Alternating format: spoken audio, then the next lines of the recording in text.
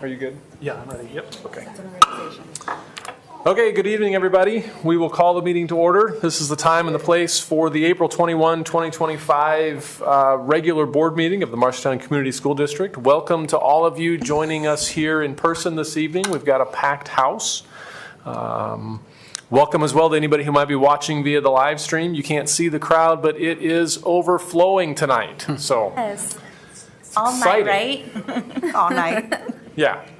They maybe didn't look at the full agenda luck with before they committed to all night, Karina. We'll do introductions before we do anything else. Board members here this evening. To my right, we have Elizabeth Wise and Sarah Faltis. To my left, Karina Hernandez and Maria Morales. Immediately to my left is Dr. Theron Schutte, the superintendent of schools. And to my right is Mr. Randy Denham, our board secretary. We've got three of our student school board reps here this evening, Xander Stepp, Charles Gilbertson, and Legay Paw. I am Sean Heitman. We got a pink sign-up sheet there on the speakers table for anybody who wants to address the board during public comment time. You will be given 5 minutes to address the board. Please understand that Iowa law prohibits the discussion of specific employees of the district or their job performance. Also, in accordance with board policy, board members will not respond to comments made during public comment time so that we can comply with open meeting laws. I think that's everything, isn't it? Everything, you got it. All right, thank you. Would you all please join me then in reading the mission statement of the Marshalltown Community School District? We develop learners who have the knowledge, skills, and positive mindset to successfully pursue a meaningful future through personalized learning experiences. And please stand as you're able and join in the Pledge of Allegiance. I pledge allegiance to the flag of the United States of America and to the republic for which it stands, one nation, under God, indivisible, with liberty and justice for all.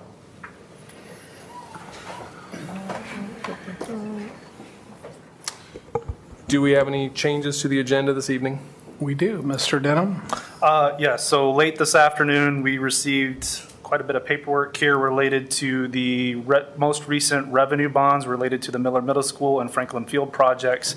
There are some action items from our attorneys with resolutions and agreements to approve tonight, and the timeline to have these documents completed and back is before our next meeting. So asking to keep things moving and add these procedural items under the finance section of the agenda for this evening. Okay. Is there a motion to approve the agenda as amended? So moved. Second. Faltis Morales, all in favor, say aye. Aye. Opposed, say no. Motion carries 5-0. Abby, you got some recognitions?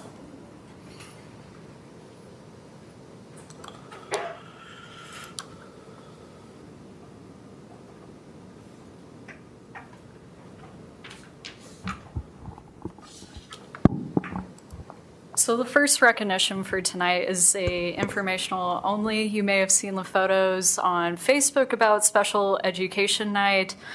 Special education staff partnered with local organizations to host the first step for Special Education Parent Night in March, an event that was open to all families. Through this event, 70 families connected with local community partners and resources. Special education teacher Sandy Dale will highlight kind of the event and the community partners that were there. Good evening. On March 26th, we held a parent meeting. We were so impressed with how it turned out. Organizations some that I've never even heard of were there. Parents came in, they could walk from table to table, get information for their kids. We've had great feedback. So some of the organizations that came, Joel Thronson came as an attorney to talk to parents about guardianship. We had CRC and REM, an organization called Ask out of Des Moines came. The DHS, which is now HHS, came. They came to talk about waivers. Our ID kids need to have a waiver to go to a REM house or a CRC house. Those waivers are taking 7 years. So our elementary students are needing to get signed up to get on that waiting list. Otherwise, by the time they reach us at the high school, they don't have anything to do. They're not ready to leave to be accepted into a house. We've been told that even the houses alone for kids that want to live on their own, 4 years for a room, to wait for a room. So it was very important for us to get these organizations together with parents so that parents could see. And looking around the room, there were a lot of parents, admin, school board members that came and spent time with us. We had a meal for them. We had childcare in our Ox gym. Parents could just walk around and meet people, organizations they didn't know. People jumped in to translate for families, and it was just overall successful. When we got towards the end, I went from table to table and I asked these organizations, how did it go? And they thanked me for sending the invite, and I'm like, no, we're thanking you for taking your time and being here till 7 p.m., but they were like, please invite us again. Please make sure. We also added 4 or 6 more groups to our list that we will invite next time. We'd really like to do this twice a year so that we can meet the needs of all the families in our district. This was open up to everybody, kindergarten all the way through high school. And we saw kids there, all different ages, with their parents. So it was very successful. I really wanted one of our parents to come, but she got the head cold that's going around. So, but yeah, we'll be sending out invitations to you again for the next one. Along with the invitation to do a school board night at the concession stand. I am in charge of that as well. And I heard that you've been invited. Yeah. So I will get you plenty of notice to come and join us in the concession stand. Besides, it is an awesome facility. Our concession stand is awesome down there. So I will be looking for you all. We are excited. Thank you. I want to commend you and your colleagues for taking the initiative to create such an event for our parents. I hope that it, sets a model for which other groups and clubs and entities within the school district figure out meaningful ways to get parents in and to know what's available to them to help best support their children and families. So good job with that. Thank you. All right. Thank you, ma'am. Thank you. Thank you. Thank you. Okay.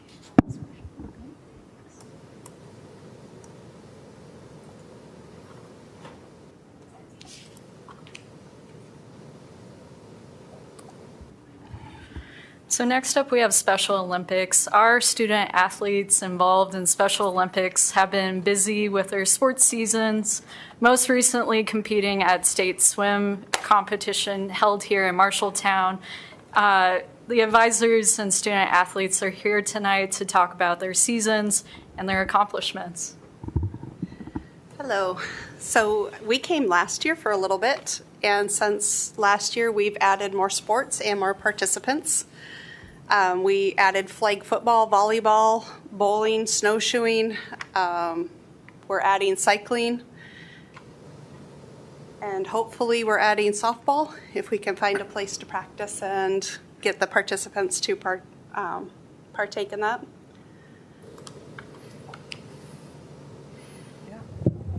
So like she said, we just had a bunch of kids participate in swimming, and this was the first year that we were able to do that. How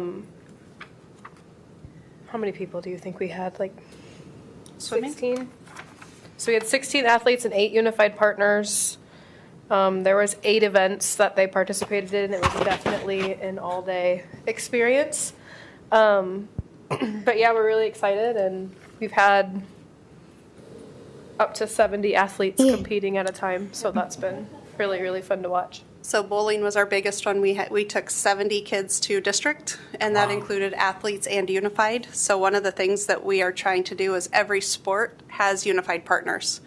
So we have our athletes with special needs, plus we have our athletes or our unified peer helpers that are out there competing with them. We have unified coaches. So we've gotten a lot of medals and a lot of fun. We're hoping to add downhill skiing next year. This is one of our youngest participants, Santi. We also have created a Facebook page so we can put pictures out there. We have a parent committee. We have 5 parents that also join with us to help with organization and fundraising. We've been doing a lot of fundraising, gotten a lot of donations. We have 2 more coming up just in the next couple weeks. We're doing a tip night at Culver's, and then we're also doing a polar plunge. Maybe we can convince, we did find something that we can, if a group can raise $75, they can, what was it called? Toss your boss. Yes, yes. So maybe we can get Mr. Schutte to toss the boss. You can get out of it by matching the donations that are raised, and you can. That will be happening. I'll double the donation to keep it. But then you get to choose someone that that donated towards you to jump in your place. So we may be able to get Dr. Schutte to be a toss the boss. And I will say for that already, we've raised about $2,200 for our polar plunge. So that's been nice. Can you tell them what your favorite sport is? Yeah. What's your favorite sport? Okay. Yeah. Did you like soccer? Or do you like But, basketball? What was yes. your favorite? Or cheer. Basketball? But Okay. Well, we have Carter. What's your favorite sport, buddy? That you've done? I done basketball. You like basketball? And we have one of our seniors, Aaliyah, that will be graduating. Aaliyah, what's your favorite sport?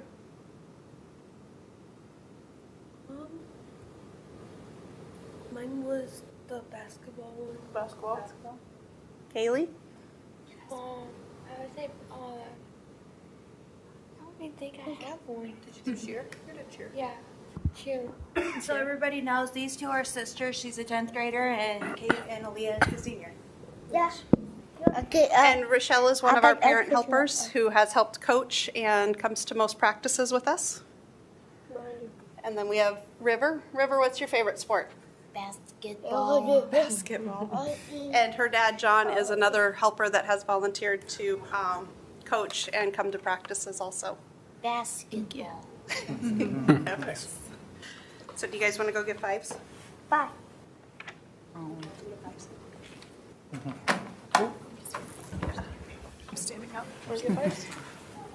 Here?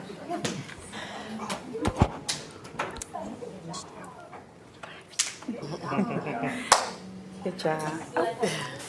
Thank you. High five. Good job. High five. Nice Good job. Nice job. Good job. Good job, buddy. Good job. Good job. Good job, honey. Good job. Good job, guys. Good job. Thank you, guys. Thank you.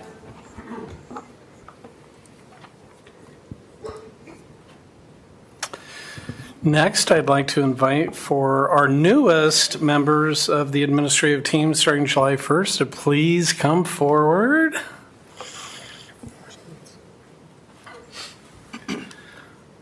So I think all of these people know that at the last board meeting, we brought forward their recommendation for hire. And those were approved. I will, for the benefit of everyone here, read through the brief bios of these 4 individuals. At Woodbury Elementary School, we're pleased to announce that Oscar Cardenas has been chosen as the next principal to replace Anel Garza, who's moving into our student services position. Oscar has been an associate principal at Hyatt Middle School for the past 6 years. Prior to that, many here probably know that he was an outstanding ELL teacher at Miller Middle School. He has past elementary teaching experience as well. He's completed his BA in social work and elementary education with a reading endorsement and has a master's in social work from the University of Georgia, as well as English as a second language endorsement from the University of Northern Iowa. And then his educational leadership certification is through Viterbo University. Welcome, Oscar. And then we have a new MHS Associate Principal, Desiree Hudson. Desiree is currently a special ed consultant for the Des Moines Public School System. Prior to that, she served as a secondary instructional coach at Knoxville Middle School. Her previous teaching experiences were in special education. Desiree has a BA in elementary ed through Grandview University, a master's degree in special education at Morningside University, and a master's degree in educational administration through Northwestern College in Orange City. And then we have Jordan Terry. Welcome, Jordan.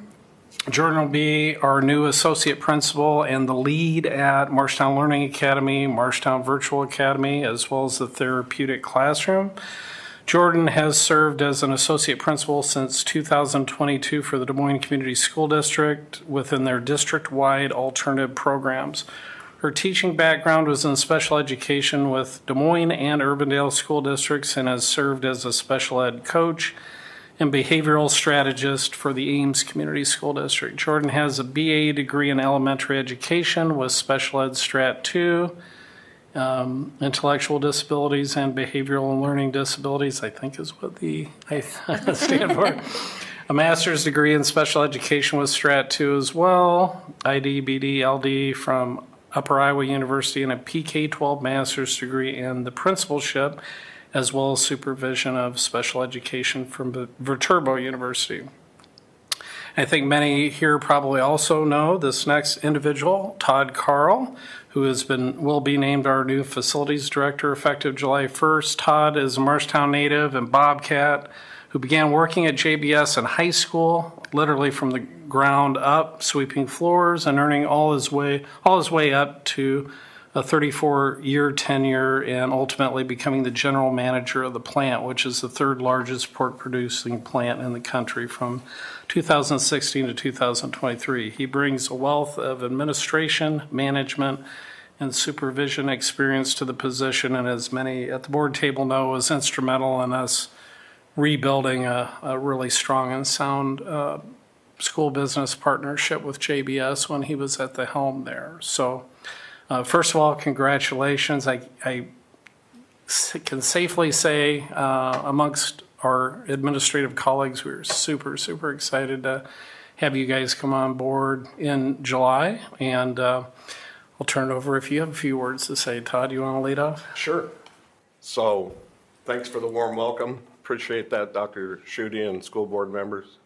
I look forward to this new opportunity and am excited to become a Bobcat and be a Bobcat again from 1987 to back here again. So looking forward to the new opportunity, looking forward to developing strong relationships with the team, looking forward to implementing new ideas, share new things, share best practices, and making us great is my goal and my mission, and together I think we can do that. So again, thank you. Look forward to the opportunity. I'm excited, ready to hit the ground running July 1st, which is only 71 days away. Who's counting? In case someone's counting. Oscar? Yeah, no, it's a bit of a homecoming. It's kind of just starting to settle in with a lot of busyness around work and that. But yeah, like you're saying, being at Miller for 5 years and then coming back here, it's just great. Still a lot of great people around, and thinking of all the training and things that I've done with Rachel Inks and other staff members, and the way Marshtown's been innovative with serving MLL students and then going dual language, and how innovative that is and unique to the state of Iowa. I'm just really excited to be part of it. On a personal level, I would have been an ELL student had the programs been around, but dual language is something dear and near to my heart. And we're looking at trying to get over here and move in, putting the house up for sales. We've been busy doing that, and it's kind of the fog is clearing and the excitement's kicking in. So I look forward to working with Ms. Garza and everybody else and the staff to continue the great work they're doing. Thank you. Jordan. Thank you. I am very excited to be here to learn a little bit more about Marshalltown, MLA, MVA, and the therapeutic classroom. I think what drew me to Marshalltown is the sense of pride and the pride in the diversity that Marshalltown has. And with all of that, that is what has kind of led me to coming to Marshalltown. So I'm very excited to start July 1 to learn a little bit more about Marshalltown. We are still kind of working on the finding what fits for my family here in Marshalltown. So hopefully that will happen relatively soon, but really excited to start making connections and being a part of the Marshalltown community. Thank you. Desiree? Hello. I will echo a lot of what has already been said. I'm really excited to be a part of the Bobcat team. I think what spoke most to me was the positive culture that I've experienced so far, even just with the interview process and my initial interactions with people. I think I'm also really, really excited about the student-centered approach that Marshalltown takes and all that they do. Definitely that pride of what can we do for our students and help them succeed and achieve. I'm hoping I can bring my husband with me. He's here, but we haven't found the right fit for him yet. What's open, so we're working on it. Yes, hopefully soon we can get him here as well. So, thank you all very much. Thank you and welcome. Thank you. Welcome.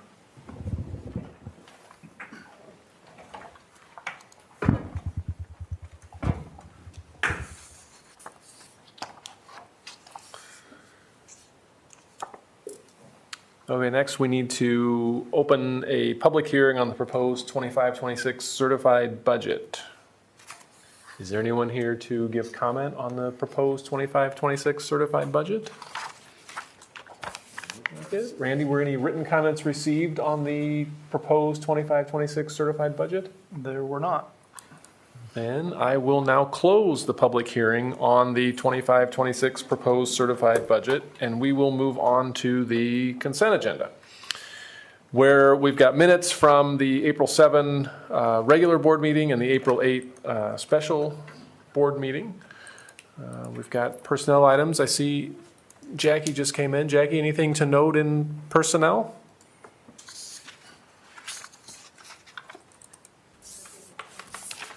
Yeah. Got you covered.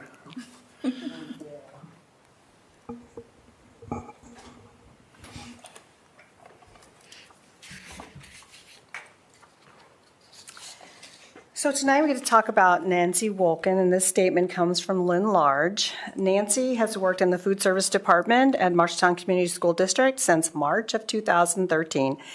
Nancy has worked in our bakery and is currently the kitchen coordinator at Marshalltown High School. Nancy is looking forward to enjoying some peace and quiet in her retirement while also enjoying time with her newly married daughter and son-in-law. We wish Nancy the best in her retirement and thank her for her years of service to the Marshalltown Community School District food service team. Thanks, Jackie.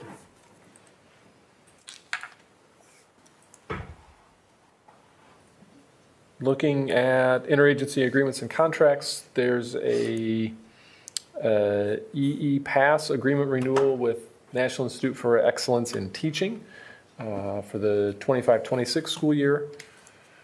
Change order number 2 from Braun Intertech for the Miller Middle School renovation and additions project.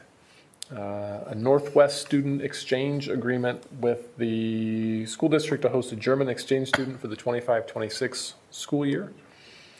Contract with Iowa Valley Community College District for providing accessibility of college courses to school district students. A contract with Iowa Valley Community College District for providing summer college credit programming courses. An Upper Iowa University agreement to provide clinical placements for the 25-26 school year.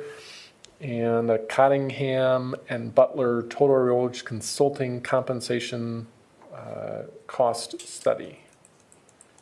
Questions about any of those items?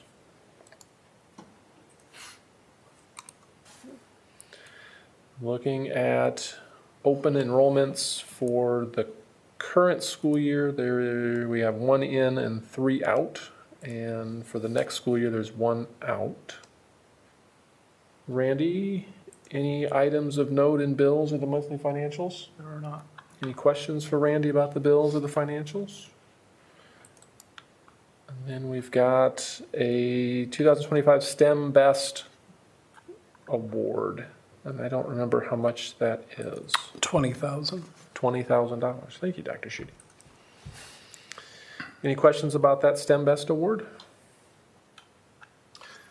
That's for the purpose of providing approximately 25 students with a similar externship experience as we provide the teachers in the summer through the Teacher Externship Academy. Kudos to Shauna for writing that grant in short notice and successfully getting it.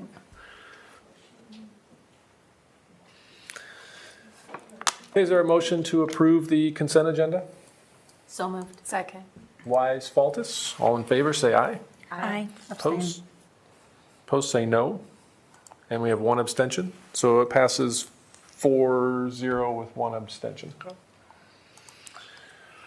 Nobody's on the pink sheet, so we'll move on to MHS and Mr. Bolivar, and I assume a few other people.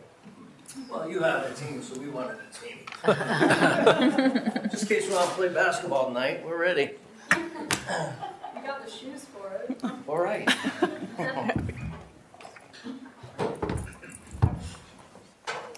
Jordan and Desiree, do you want to join us, or no? I'm kidding. My shoes aren't ready for basketball, but Good. All right.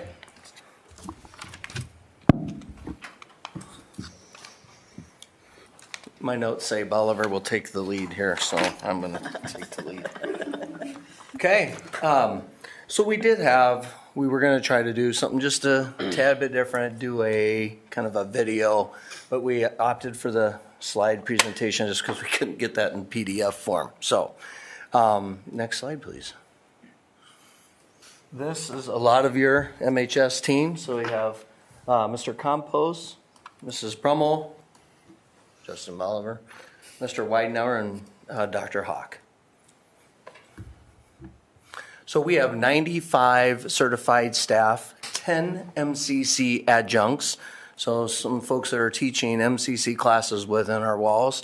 We have 5 counselors, 2 school resource specialists, 1 librarian, a Gear Up coach, 1 juvenile court liaison, 1 nurse, 2 nurses aides, and 2 instructional coaches, all to help us bring all our work together at Marshalltown High School. You see there we have 34 secretaries and paraeducators, 35 B&G, buildings, grounds, and food service staff, 3 security personnel.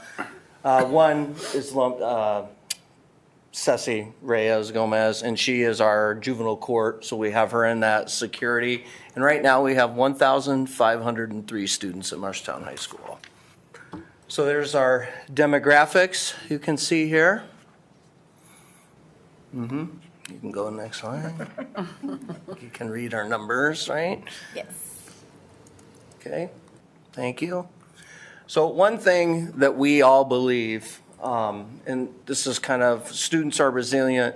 They do have the ability to overcome obstacles and achieve desired outcomes. And every day, that's our mission as Marshalltown leaders, and to help our staff, and that's truly what we believe each day. We absolutely at our core believe that all our students can achieve at high levels.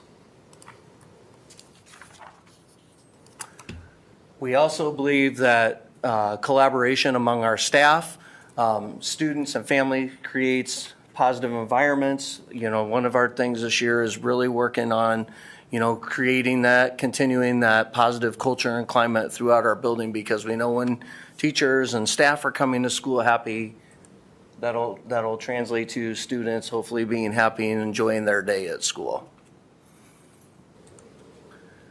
I also push and believe that continuous learning for both staff and students occurs with a growth mindset. I think we've all talked about that before over and over.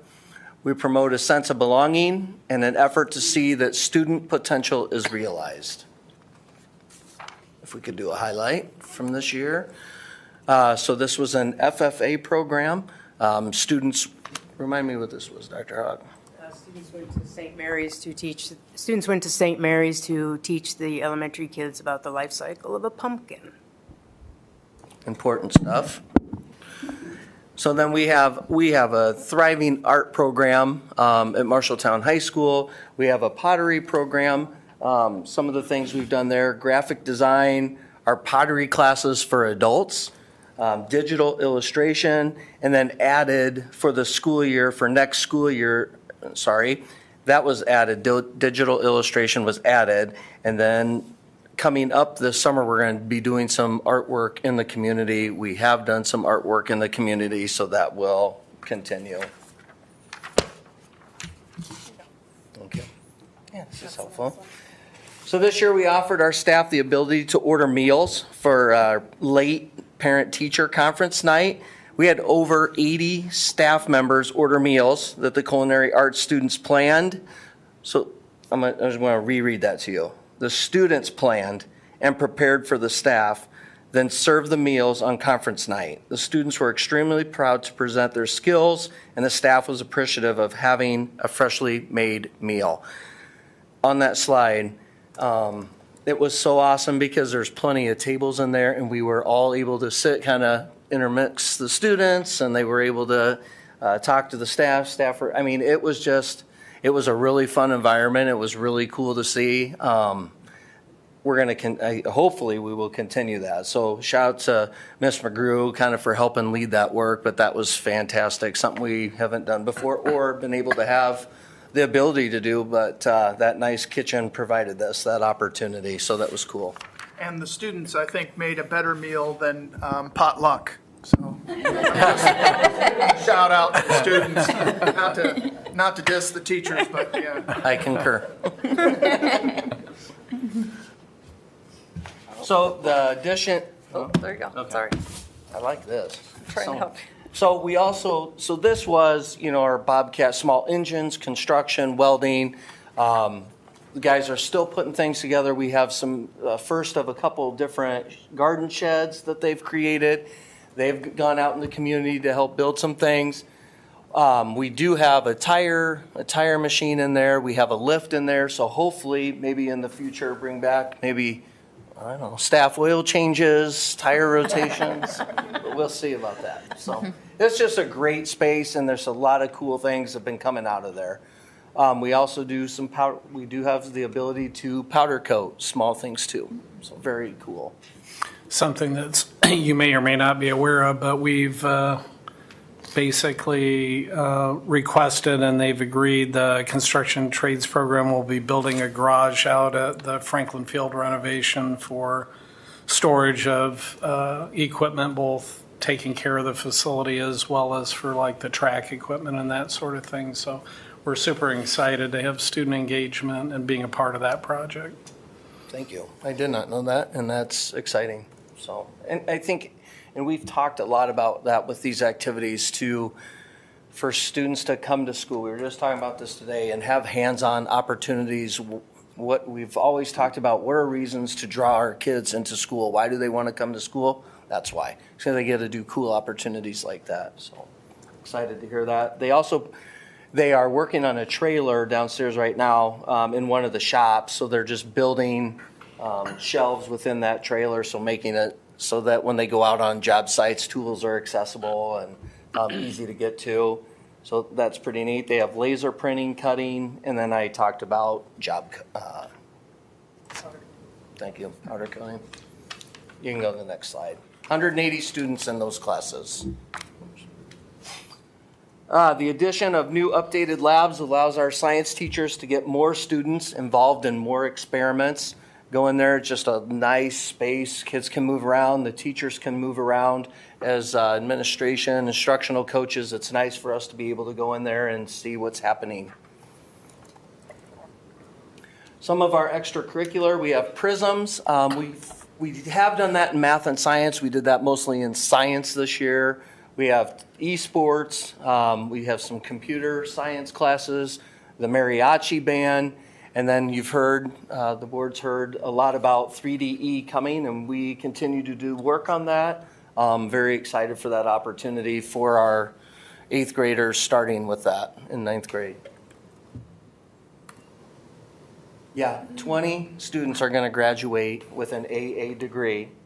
I I believe, anybody help me with this, we have a young man graduating from MCC with 4 AAs, which I think we had one that was a couple, but I've not heard of anybody graduating MCC with 4 AA degrees. Yeah, that's. Owen, Eaton. Okay, and as you know, awesome too, the National Merit Honor Scholarship. So lots of great things for that young man and his future, so it's exciting.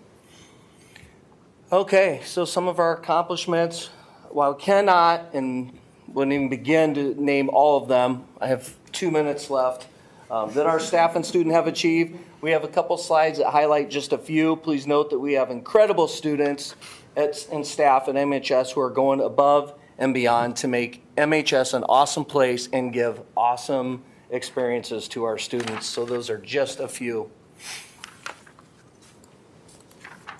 Go ahead. Go up.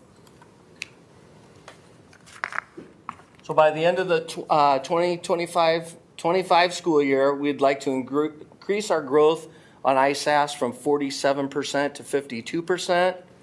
Increase growth on ISAS ELA from 52 to 57%. The end of this week, next week, we have been getting all our stuff ready for ISAS testing, which is not a small feat, but it is happening. Dr. Hawk and Mr. Weidenauer have done a lot of that heavy lifting for us, and we're super appreciative of their work on that, so thank you. In advancing leadership, so our post-secondary readiness index, so 40% of students who earn college credit, and then we have their 45% who have participated in work-based learning. All the topics reported in the Panorama student survey will increase by 5% throughout the 24-25 school year. So we have gone up in supportive relationships, down in self-management. So self-management, when you read into those questions, it's interesting because it has students taking on ownership. So that, I don't want to, I'm running out of time. Okay. Randy, it's a couple slides down. I think I got out of order there. Amy's does it. There you go. Do that one. Okay. So this is just preparing our students to be college career ready. Pass that one, that's fine. There you go. But this one, this is the, yeah, this is fine. Sorry. So this is the one I was talking about. So that self-management is down, but it's students recognizing maybe they need to do more within the classroom and more, they need to be preparing themselves better in school. So, and then our emotional regulation just was neutral, so. It increased 5% overall in that data.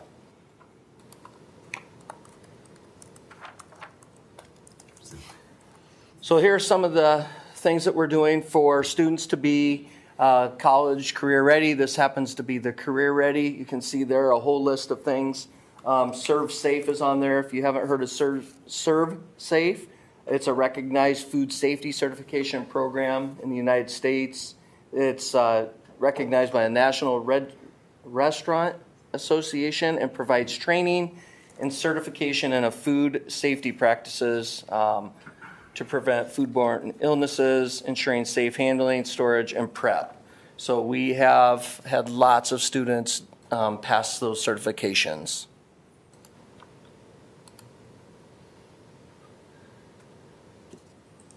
Oh yeah, I read that one. Number of students, okay, going that way.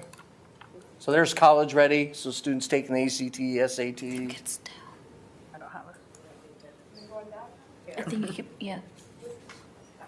Student attendance, the number of students with chronic absenteeism will decrease by 5% from 49 to 44 by May of 25. I will say with our attendance specialist our attendance specialist gals work really, really hard on that. The administrators come in when available, when we can, or if it's multiple conversations.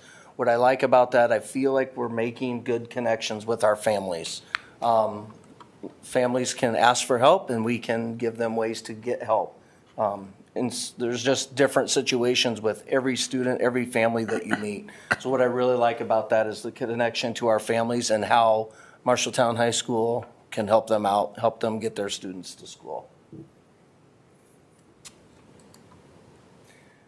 Our average 23-24 daily attendance was 84, roughly 84%. We are now at 92% to date.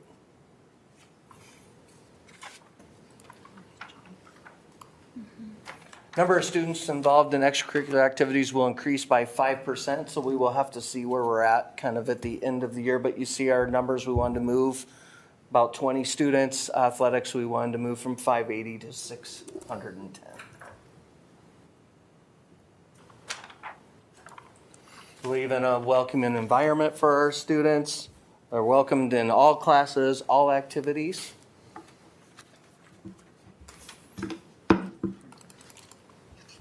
And thank you. Questions?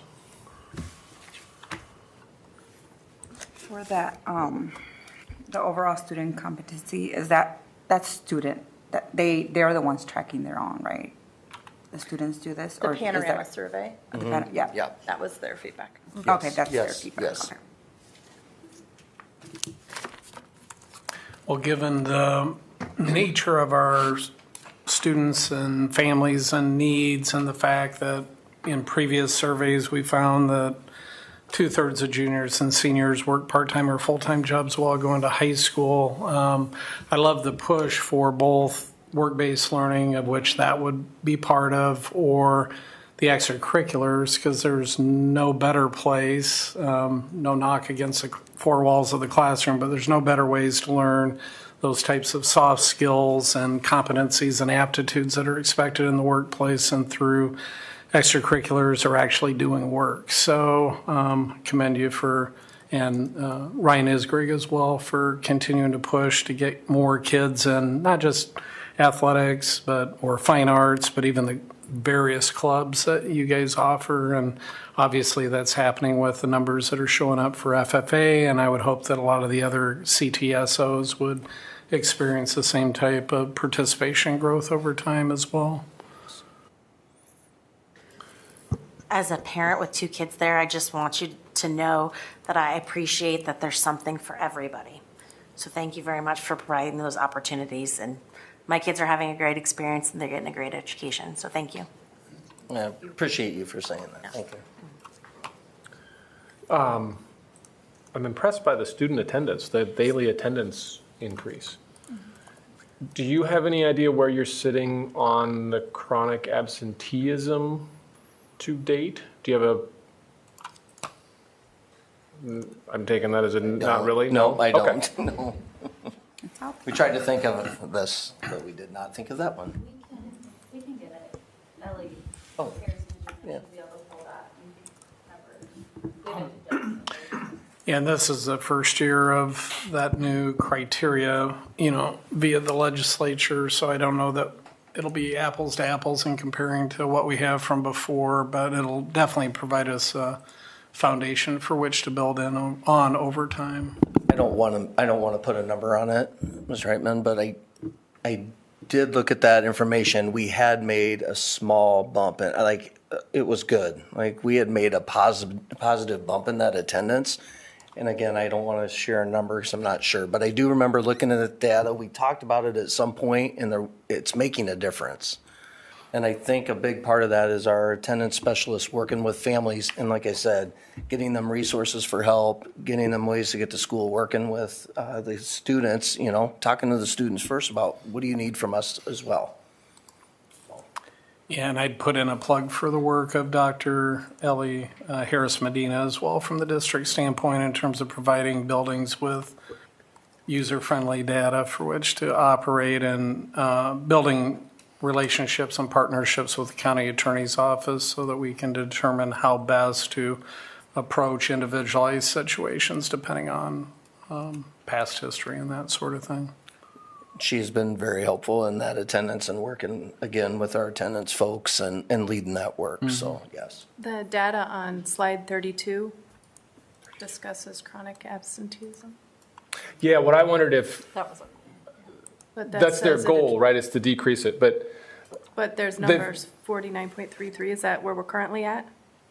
I think that was last year. Last year's data. Oh, Yeah, okay. Yep, Okay. yep. I just simply wanted to add that I think we have a much improved protocols to address and respond to chronic absenteeism now in place, where students and families are contacted as soon as we're able to identify them being chronically absent, and they are asked to come to the school for an admin meeting where one of the admins, depending on the grade level, will attend together with the specialist.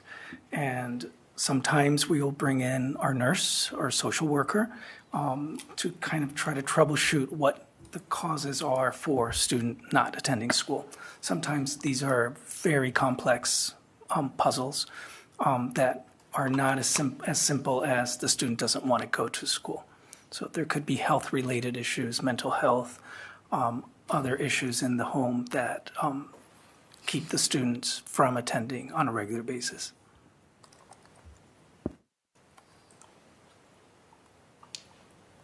And then if you go back, Amy, to page 27 or slide 27, that advancing leadership, is that 47% who've earned college credit, is that like current students, or is that just this year, or what am I looking at there?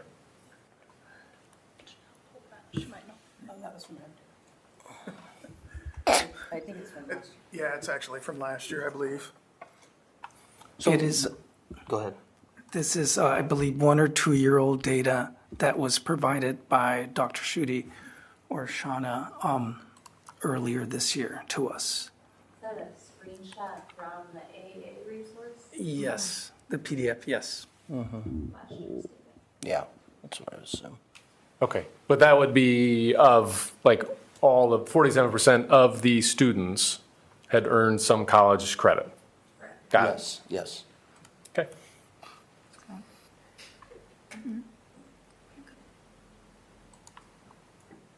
Any other questions, comments from anybody?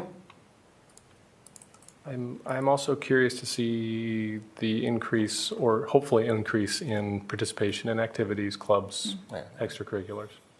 I mean, I can just, anecdotally, I've got a daughter who runs track, and I know they've got more kids out for track than they have in a number of years. So I don't know how that correlates to anything else, but I know that's true. Sorry, Go ahead. Typically, you know, from data, we know that kids who are connected to school do better in school, right? And the coaches chase those kids around and make sure they're getting to class A and passing classes B. And so, you know, a shout out to our coaches. They do a great job doing that.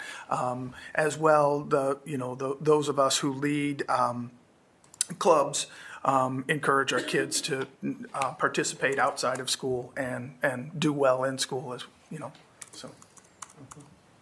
I would just say go out, come by the high school just about any night, especially on a night like tonight, and just stand and listen and look around. It's incredible, the number of kids.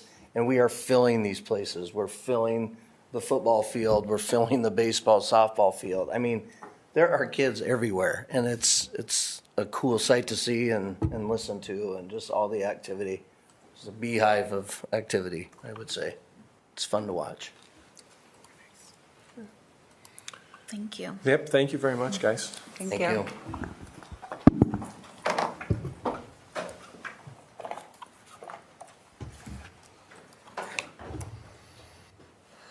Amanda?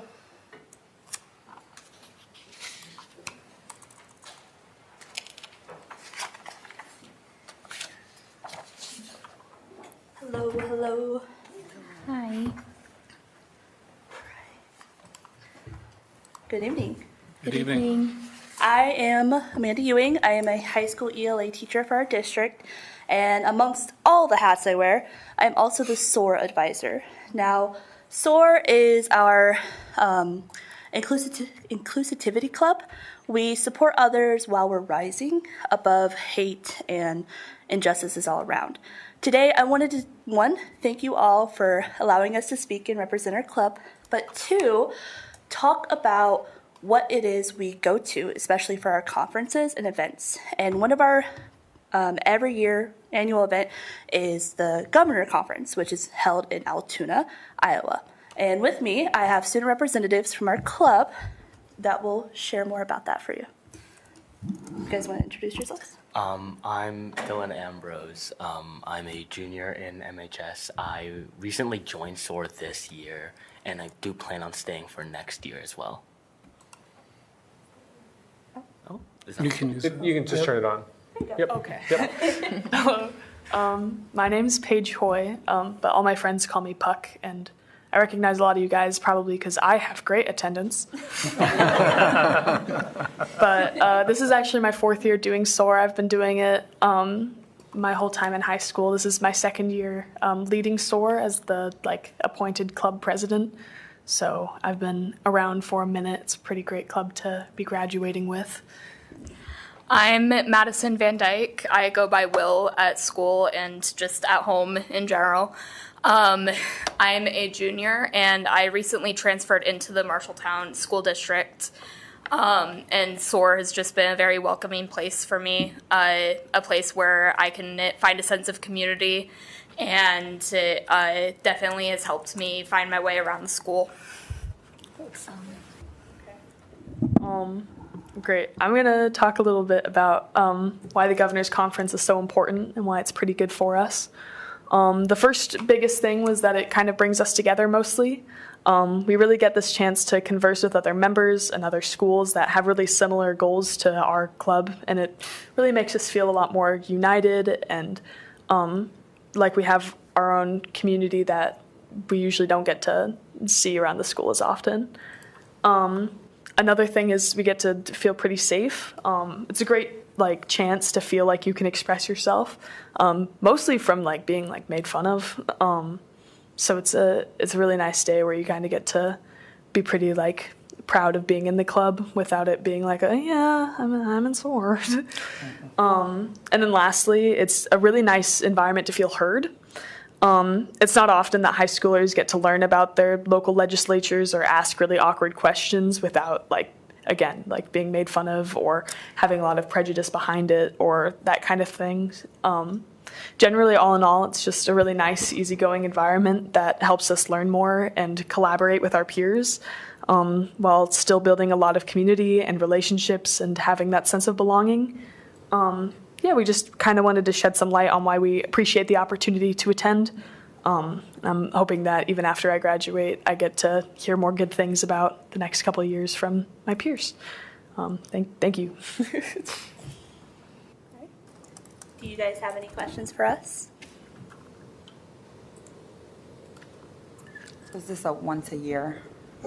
Yes. Other than the Governor Conference, we attend GSA different events. They're locally or regionally selected throughout the state. This year in the fall, we attended one, and basically it was just a kickoff for the school year where we got to meet with a little bit of a smaller demographic versus the 1,000+ that was in attendance for the Governor's Conference. Yeah. And I will say this is one of the activities that is lesser known just because a lot of prejudice, of course, but right now we're sitting at 30 members strong, and that couldn't have happened with our wonderful representatives as well as those that are juniors and seniors that have been in the club since Mrs. Tice was the advisor. So, yeah. Well, I want to commend the three of you for coming and helping your teacher club sponsor present. I think it makes my heart sing that you guys feel very comfortable and welcome in large part as a result of being able to come together and support each other and, Marshtown High School. And I'm sure we have similar, hopefully at Miller Middle School as well. But most importantly, I've seen evidence this year of you and or your colleagues, advocating in a appropriate professional way for your beliefs and feelings, and from that standpoint, doing a phenomenal job representing Marshtown High School and the Marshtown Community School District. So kudos to you. Thank you. Thanks. Thank you. Thank you very much.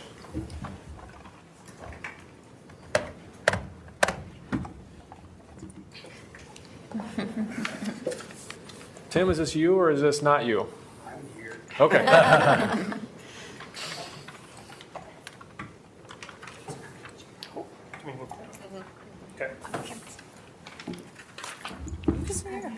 A nice chair.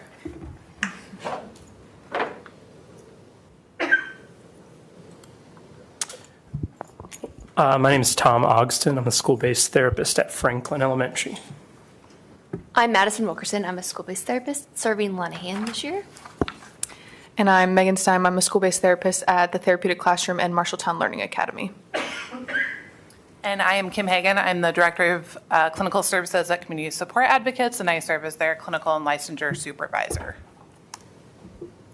And I'm Tim Holmgren, the principal of Franklin, here with Amy not being unavailable this evening to support this group as they present to you.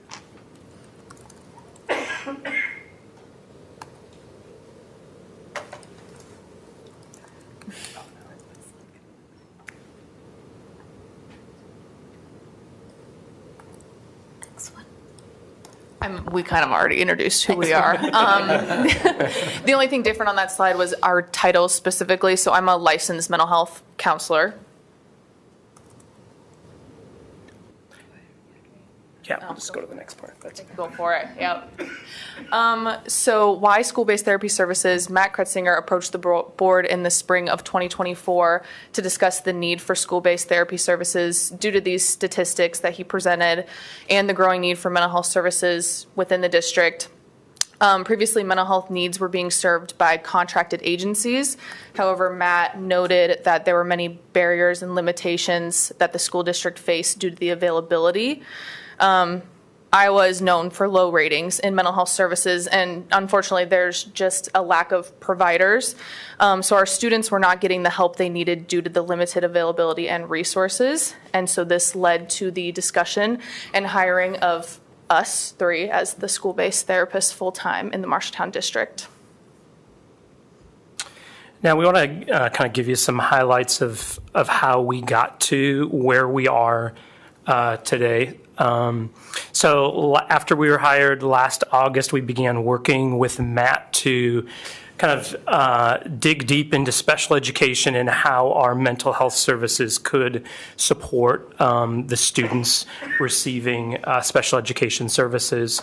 And kind of as a part of this process, I developed a criteria that we would use to be able to figure out which students would be appropriate for our services. And so specifically, those students that were already identified for special education services had a behavior goal as part of their individual education plan, and then also had a mental health diagnosis. And then during this time, we're also part of the process of evaluating different agencies that could provide clinical support, and through that process, Community Support Advocates was chosen, and then Kim became our clinical supervisor to provide the clinical support that we needed.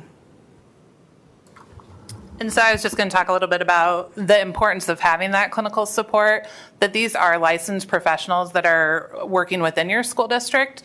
And so they do have licensure requirements that they have to meet that we are able to provide for them. And then also just to give them that clinical perspective, they have a clinical team that they can staff cases with, receive feedback from. They are doing diagnosing with the clients that they're seeing and developing treatment plans, just as the therapists that were contracted and coming into the schools were able to do. So once the staff came back last August, after we spent some time working with Matt, we began working with the team at the schools to figure out, which students currently at the school would be a good fit. So working with our administrators, working with the special education team, and then began the process of doing classroom observations, gathering background information, interviewing parents to figure out, would these students indeed be appropriate? And so through that process, then identified goals that would be part of their individual education program, and then began working with the other staff to be able to figure out, okay, what would be the appropriate time and schedule and how to work out all of those details so that they wouldn't miss core instruction. If you actually want to go back up to the day in the life slide, yep. We wanted to paint a picture of what our roles have looked like in the school so far. As you can tell, we like to stay busy. Our main role is providing individualized therapy sessions at a minimum on a weekly basis. However, it kind of can depend on the student and their needs, how frequently we're meeting with them. So sometimes it's twice a week, sometimes it's on a crisis basis. The benefit of having full-time therapists on site is that we are very flexible with the times that we can meet with the students for therapy sessions. We also offer group therapy sessions. These focus on common social emotional needs, whether that's improving relationships or practicing teamwork. Consultation is a huge part of our role. We consult with a wide variety of individuals within the schools, as well as families, providing them education and training, as well as outside agencies and medication providers, which has been a huge part in helping create better, well-rounded care for all the students in our district. Like I'd mentioned, we provide crisis support for students. Being on site has allowed more opportunities for us to provide real-time modeling of the therapeutic strategies and consistency of applying tools and interventions that we discuss in our therapy sessions. We attend a variety of meetings as well with the individuals that we also consult with. In these meetings, we advocate for the students, we discuss goals and progress, and we provide insightful education regarding the students' mental health needs and not only how it impacts them in the academic setting, but how it's impacting their overall developmental functioning. We continue to provide observations of the students just to see and get a better knowledge of their behaviors and their mental health, as well as observing the application of the skills that we're teaching them in sessions. And then, as mentioned previously, we do weekly individual and group supervision with our clinical supervisor. As we come to the end of the school year, we wanted to just share the impact we've had so far. Currently, between the three of us, we are serving 53 students across the 4 sites that we are at, and we continue to grow these numbers as students arise, as new needs come up, anything like that. In the classroom, students are utilizing coping skills more often, increasing their ability to communicate how they feel and what they need. We're seeing a decrease in challenging behaviors across the classroom setting, and then having more positive peer interactions. In individual sessions, we're seeing just those increase of identifying their emotions and triggers, being able to be reflective and think back to what happened previously that day and how what they need to do differently or what they need to work on. And then just students are opening up and feeling more comfortable with sharing how they're thinking and what they're feeling. Specifically for the therapeutic classroom, 2 students have successfully transferred to Lenahan, so they were receiving that full-time support at the TC program, and now they've come to Lenahan, and they've been successful so far this year. And then 1 student has transferred to Franklin, where they continue to receive those therapy services.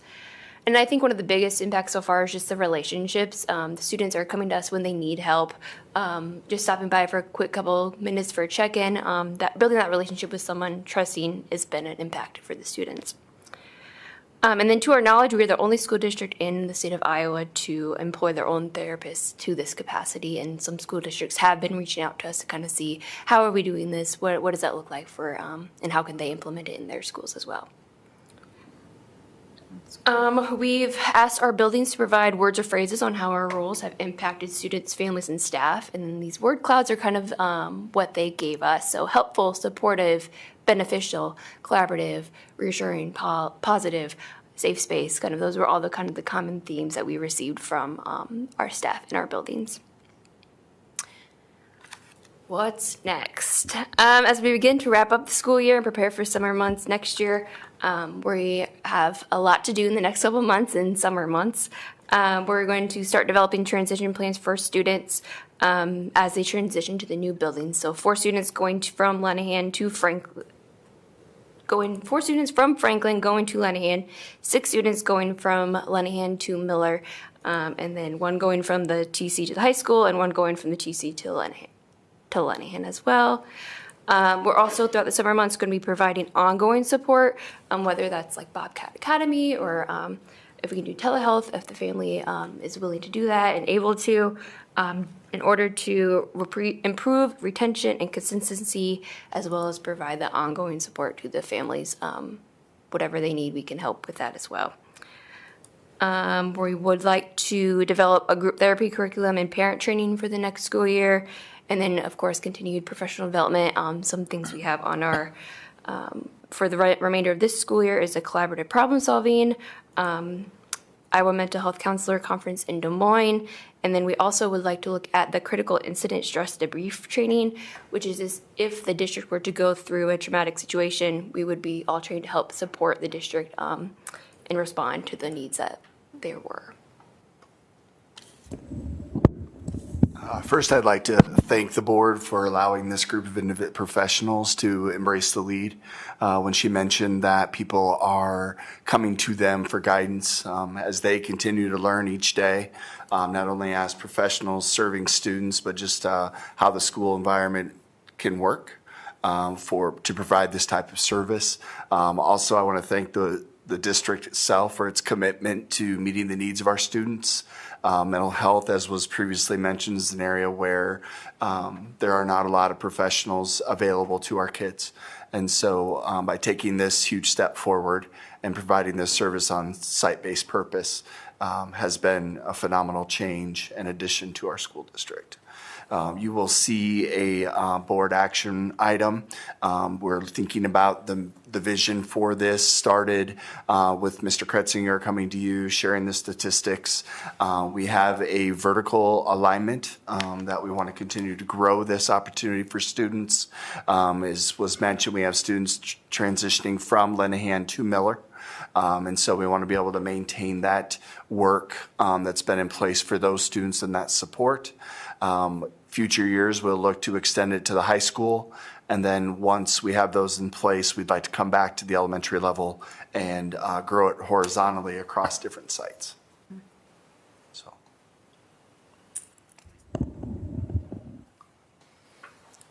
Do you have any idea of how many total students have been positively impacted through your guys' services and individual and or group sessions? Because I know you talk about some key individuals who will be transitioning from building to building, but to support 3 or 4 FTE, you know, one of the, I think, legitimate questions that people would ask is how many people are being touched by this? Yeah, so through the 3 of us, we have 53 total students that we're serving. And then as they transition to Lenahan, I think there'd be more that would come from other elementaries rather than Franklin too. So are those 53 involved in individual as well as possibly some group sessions then? The 53 is only the individual that we're serving. So we do have, that number would be more with the students that we're serving for group therapy. We just don't have that number. I think the other impact is, as was previously mentioned in the presentation, we have classroom environments that have improved because the students that are receiving these services have an outlet. They have a person they can go to who understands their background, who understands what their needs are, and is helping them move toward their goals, many of them in their IEP goals. Of what we're trying to do to support the students. So to be able to put a number on the impact, because you're talking classrooms across buildings, and I could speak specifically for Franklin, that we have seen an improvement in classroom behavior, especially with the integration of our behavior disorder students. And a lot of it, I feel, comes from the impact these folks are having on individual students, because other kids are seeing the change. They're seeing the improvements from those students. And that, to me, is a good, healthy indicator of a strong program. Is there a recommended caseload for you guys?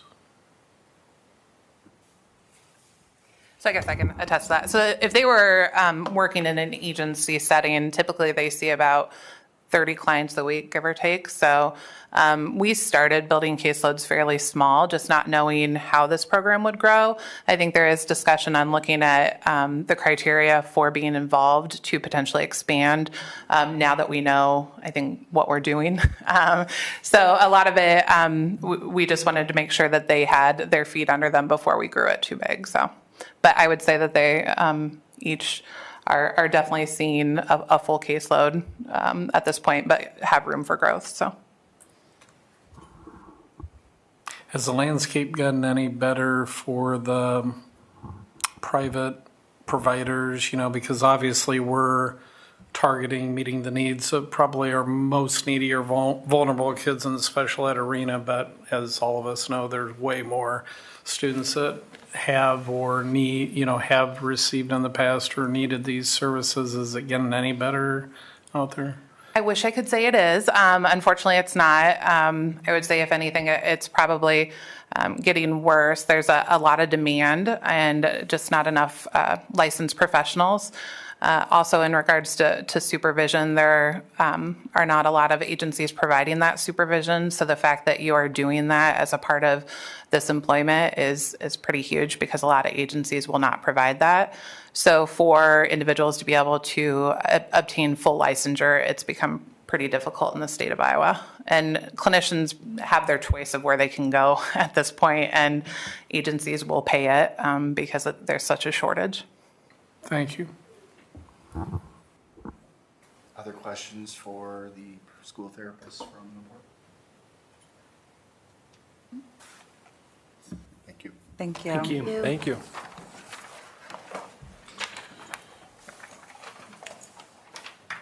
So as Tim noted, this is, there's an action item on the agenda. There's a request to approve an additional school-based therapist beginning the 25-26 school year. That'd be at Miller Middle School. And that would be paid out of special education funds.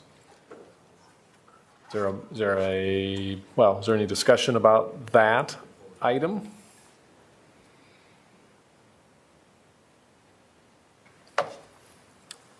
If not, is there a motion to approve adding an additional school-based therapist for the 25-26 school year to be paid for out of special education funding? So approved. Second. Was that you, Karina? Okay. Hernandez, Valtis. All in favor, say aye. Aye. Opposed, say no. That motion carries 5-0. Thanks, guys. Thank you. Theron, are you going to talk to the out-of-state travel requests? Yeah. Because I don't see. Okay. Yeah. So you might recall that Susan Fretzel's been before us on a number of occasions with amazing accomplishments that students and or student groups have had that she works with. Is this one which she has spoken to and been recognized before. One of our students, James Marquise, and she had been invited to go to International Science and Engineering Fair in Columbus, Ohio. Shauna and I worked with Susan to identify what the projected expenses are and how those could be covered for the student. They're covered through their having been nominated or identified to attend by the organization. For Susan, there's plenty of funds in the XLP funding category that can cover her expenses. So she's requesting permission to be allowed to go on that trip with that student. Any questions? Then is there a motion to approve the out-of-state travel request as presented? So moved. Second. Morales, Hernandez. All in favor, say aye. Aye. Opposed, say no. Motion carries 5-0. How many women up here? We all sound alike.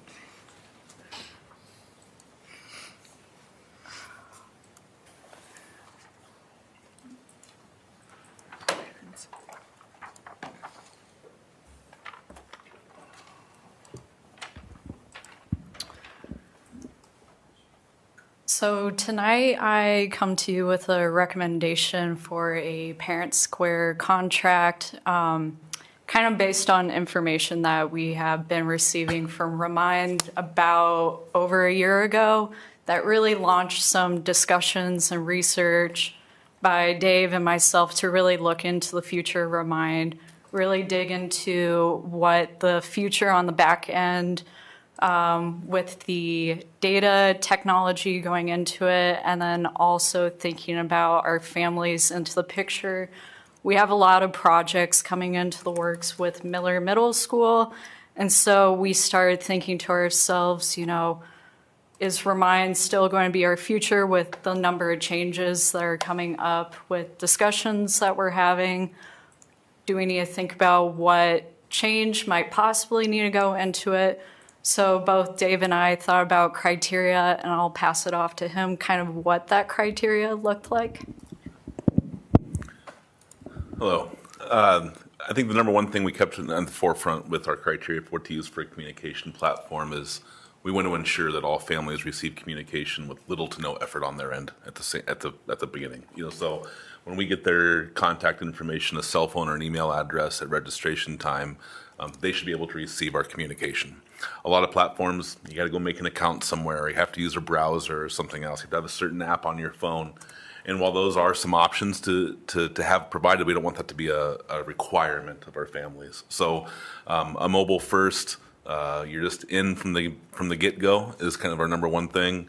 We also want to look to make sure that it has some translation options. That was pretty high up on our needs. We want something that is able to be rostered. That goes along with our need for everybody to be in without having to do anything on their part. So we take the information from our student information system, share that with the platform, and that kind of organizes all the students and families into the schools and classes and things that they belong in based upon student schedules. That's updated every single day. And so, you know, when a student starts in our district, if a message comes out that day, they should be receiving that message. So a parent's going to get an email or a text message first. If they want to use the app, they sure can. If they want to log in through a browser and communicate that way, they sure can. But primarily, it's going to default to that text or an email, and they can set some preferences with that. So Remind has been our option to meet those needs. Parent Square has acquired Remind for the fact of keeping some of those things we like about Remind so much. So that's kind of led to, as it's time to renew, it's, you know, the writing was on the wall that we're going to have to make the change here pretty soon. And it was kind of like, well, if we're going to do it, let's do it now. And that's Remind has become a strong sense of kind of our district culture, right? It's kind of second nature now. It wasn't that way right from the beginning. It takes some time to grow into it. And so there's hesitancy with trying something new, let alone for like the staff and students, not to mention all the families that are also using it too, right? Training our community. And so we'll try to make that as seamless as possible. I think it'll be okay. It's going to be the same concept, just a different name behind it. But otherwise, things should work pretty similarly for families. And to add to that, you know, it was a lot of tough conversations. It was a lot of looking at what other options going into it. But because of that criteria for us, there were a lot of options thrown out. We really wanted to make sure that we were serving our families first and foremost going into it.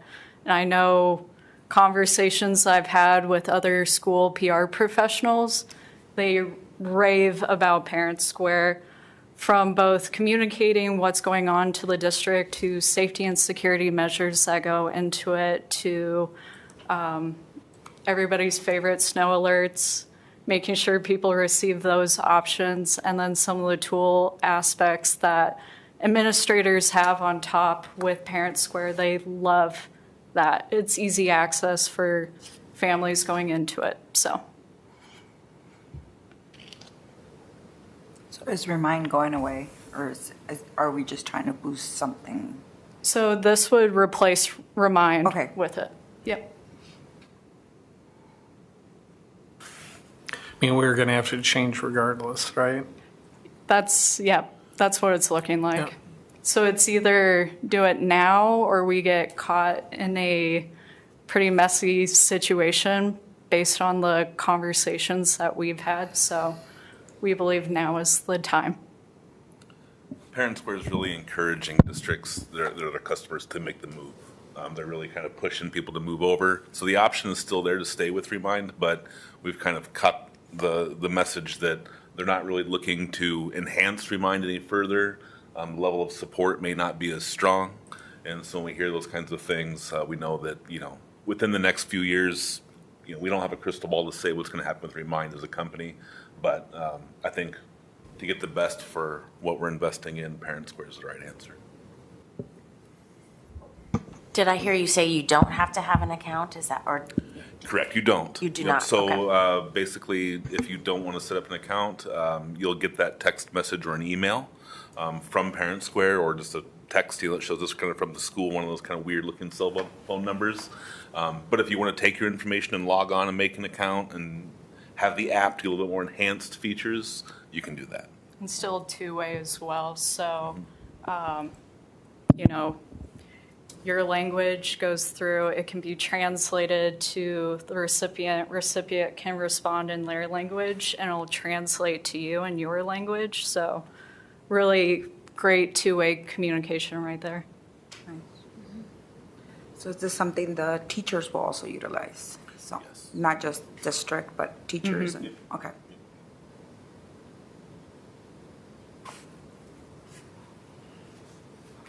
How's the cost compare? There's definitely a bit more cost with this one going into it, but with the cost of this, we feel even now is the time, because if we wait later on, those costs are only going to go up. It's about $10,000 more. Yeah. And they've waived some. Annually, yes. Yeah. There's like an implementation or onboarding fee, something like that they're waiving right now to make that transition a little bit easier.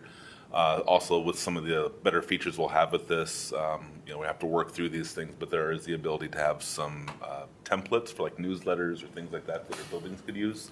And sometimes they may have their own means to send those things out now, where they're paying for a subscription for something else, and that might be able to be avoided, and they can use what we already have here in the platform. So a little bit of a cost increase, definitely some benefit, but maybe a little bit of offset as well, and not what it would have been if we would have had some extra fees on there. And I think from a communication director's perspective, where it's really unified in one platform, it really helps out. So if you're going from one building to another, it has a newsletter function as an example. You get used to that newsletter function at the elementary school. You go Lenahan, it's still familiar to you. You go to Miller, it's still familiar to you because it's all systematic within there. And registration will also go through Parent Square, similar to right now Remind. You can go to Remind and register your students. Registration's currently through our student information system, Infinite Campus. Oh, that's right. Yeah, so that'll still be the same. In registration, we ask people to select what their preferred language is for that communication. So we'll probably have something still like that. We're probably going to really hit some good advertisement, pretty good in registration. Advertise the app, so if people want to get in there and get going with that, they can. And that'll be kind of a good way to get the word out to everybody as they get signed up for school, and let them know that we're making this change at that time. Definitely a month-long campaign going into it to really set up and make sure everybody's communicated about this. Any other questions? Then is there a motion to approve the Parent Square contract as presented? So moved. Second. Wise Faltus? All in favor, say aye. Aye. Opposed, say no. Motion carries 5-0. Thank you. Thank you. Thank you. Thank you. You guys are up. We're kind of slowly running out of people, so.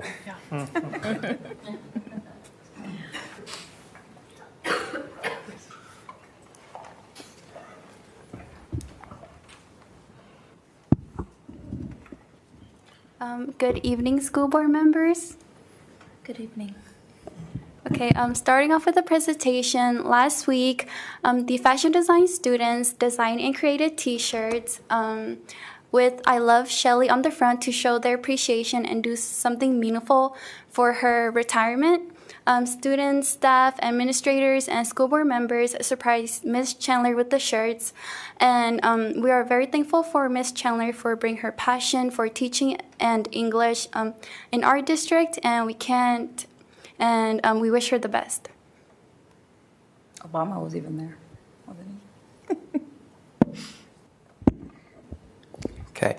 So IJAG and the Marshall County Gardeners partnered up recently, and they learned about pollination. And with that, the retired MCC professor, Sally Wilson, helped IJAG students learn more about pollination, differences in like pollination plants, which ones are better for that, how to cross-pollinate, and then also just the importance of gardening and horticulture in today's modern world and the big part it plays in like some houses with the economy, and just like growing your own vegetables and plants might be better for some people rather than going to the grocery store. It might be more cost efficient. That type of idea is what they talked about. And then with that, they made some pollinator pods, and then some people took them home. Some used those pods to help some local gardens. And then last week, the Health and Careers also hosted a fundraiser, which was a BAMI fundraiser. The students helped prepped and packaged a $10 meal that consisted of chips, drinks, a banh mi sandwich, which is a Vietnamese sandwich, along with samosa. And the fundraiser raised $823 for the trip, which will start tomorrow. Okay, I know it says Jim Duncan Invitational on it, but a lot of things has happened since then, so I'm going to talk about a lot of stuff with track for a second. So for the Jim Duncan invite, John Moeller's Preston Johnson were first and second at the meet for the 3200, and they both qualified for the Drake relays with a blue standard of 920. They both ran 917, 918. So they beat the standard, and they're going to be running at the Drake relays, which is a long time. Been a couple of years since the Bobcats have ran there, so it's really good to show that representation. And then also some highlights from the meet: the boys shuttle hurdle got 16th, girls 4x8 17th. Aiden Smerverman jumped in long jump, and he got 12th. And then the boys 4x4 was 16th. Grace Christensen also got 20th in the 100. And this is just for the girls' side. There's a lot of underclassmen, so they may not be as experienced this year, but just seeing this early development in a lot of the girls' track team this year is very inspiring to see what they can bring when a lot of these girls are their juniors and seniors, and just see what they can do at the state meet. Now, real quick. The other news for track was what you guys approved last meeting was the Kansas relays with Kansas relays. So the 4x-mile got 5th at the meet out of 20 teams. They barely missed automatic qualification, but they are in the determination qualification round. So basically, they can still go to Nike Nationals in Eugene, Oregon, and run. There's a possibility they can do that, and they got 5th as a team, and out of those times that they ran some really good times and some personal bests for the people. So it was a great experience for them, and if they were here, they would say thank you for getting that experience. I know they might have stopped at a Goodwill just for fun for some reason, but so it was a group of kids, and they're crazy, and they're fun, and they love running. Kind of building off of the good things that Charlie was talking about with track, we're going to talk about girls golf. They've actually won both of their last two meets. Natalie Henson's a big highlight. She's leading the Bobcats right now, and against Mason City, she had an adjusted score of 37.2 strokes, which is very, very good. In addition to that, they also won their most recent invite, they got second in their most recent invite, but all good things coming from girls golf right now. They're performing, and we're looking forward to what they can do for the rest of the year. In addition to the girls golf and track, boys tennis is also starting off the season really, really strong. They're actually 8-0 right now.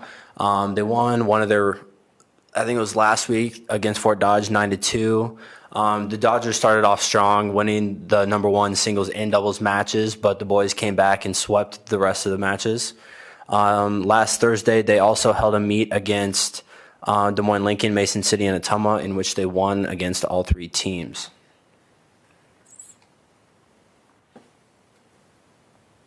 Any questions?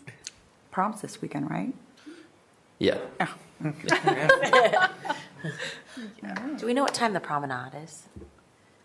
7:30, 6:45? 6:45, I think, is what the posters said around school. I'm just following the women. I didn't plan nothing. I mean, I don't know. I shouldn't be speaking. I'm not going. I'll go to after prom. But 6:45. Well, if we get more and more Drake qualifiers, they might have to move that date.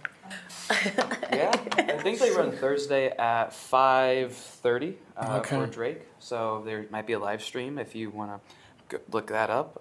I guess. I don't know. I could talk to my dad and try to get that out there. Well, hopefully something will go in the newspaper because 5th out of 20th of the Kansas relays is a big deal. Mm-hmm.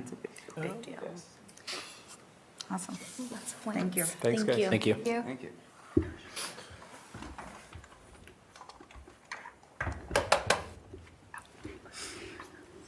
It's got to be you guys. I think it's us. Yeah, it is. Come on up. We are. Whoa. Well, good afternoon, everybody. Good afternoon.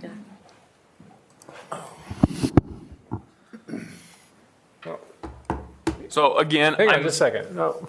You can't, Michael, you can't just sit out there in the audience. You gotta.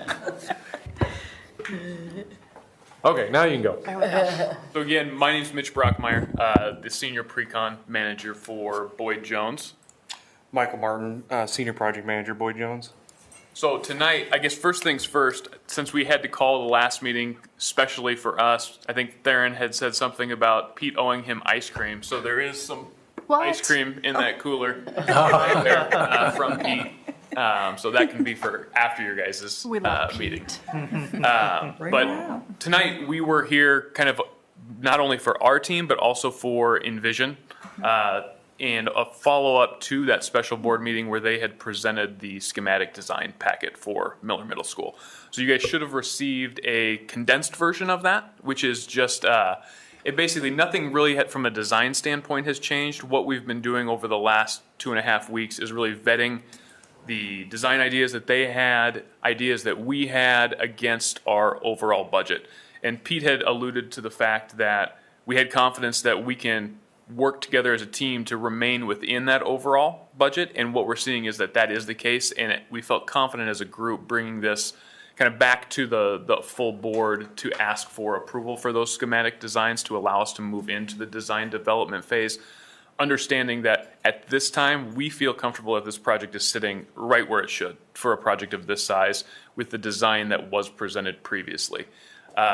I don't know if you guys want to go through this quick. I mean, it's a 42-page document, so it would take a lot of time. And I know you guys got a lot of agenda items. But ultimately, upon approval, what next steps will be is that we will start continuing to vet those ideas, whether those be value management ideas and just the full additional detail that we start to get with additional user group meetings, talking to the staff, and just pushing that design further down that timeline. So now we really start to get into a lot more of the details. We start to refine that estimate and just to work along with the district, but with the design team to maintain the integrity of the project and really validate those wants and needs that are coming out of all of these user group meetings. Because in this stage that you're seeing on the screen, we're still so high level that we want to get all of the wants and everything that everybody would love to see in the project so we can determine what actually needs to be in there, which is obviously why you guys passed the bond, but then to continue to press not only our team, but the design team to ensure that we can get as many of those wants in there as well. So with that being said, we're requesting that you guys do approve the schematic design kind of as presented last time by Envision, but now just kind of validated over the last few weeks as we've been working through different ideas with the design team. And I'd open it up to any questions that you guys have, because obviously there's a lot of information in here as well. So the booklet was relatively new for this meeting, but really it just illustrates what was presented to us at the last meeting. So there aren't really significant changes there. Many of you that have been with us through previous projects will recall FEH asking us to give the green light to move forward from one stage of development to the next stage. So that's essentially what this is here.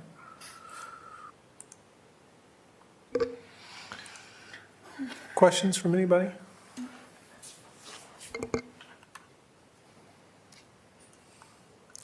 Okay, then we need a motion to approve the schematic design development and to move on to the design development phase. Did I say that right, guys? Perfect. Oh, that's what I like to hear.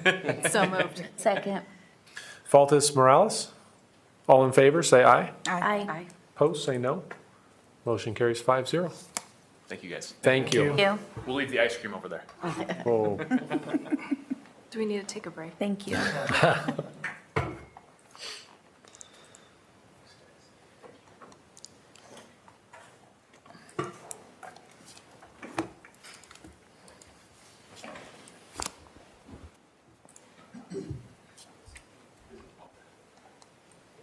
Yeah, it takes a while to load it.